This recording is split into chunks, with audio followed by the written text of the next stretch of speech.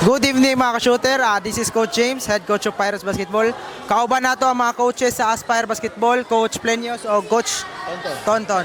Coach Plenios, unsa may gibuhat nimo Coach Plenios na grabe magpreparasyon, hahapit man na pilde pero nabawi magyapon. Unsa may tambal? Sa kuan lang ako lang is naminaw sila sa akong instruction o kung sa akong ipabuhat nila about sa defense sa silang buhaton.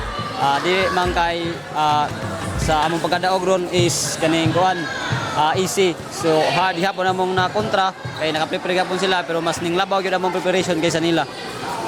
Idol, coach, unsa may kasulti nimo sa liga na unsa may experience sa mga bata ba? Imo sa experience sa experience mo ani? Unas tanan, thank God sa opportunity nga maka-coach ta sa mga kabataan. So para nako inspiration ni siya o challenge para nato nga mo-guide ta nila. So una sa kadaogan, as long as number one gyud mag-enjoy gyud ang atong player with correct exact guidance sa mga coaches unya labas tanan knowledge gikan gyud sa ketasan.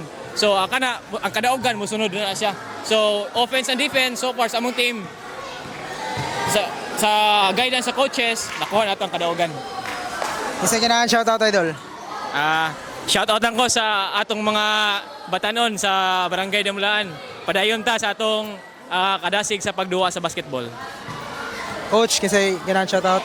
Shoutout ko sa akong kuan pamilya ug sa ako ang mga player ug sa akong baby loves. That's all mga shooter. This is Coach James, head coach of Pirates Basketball. Peace.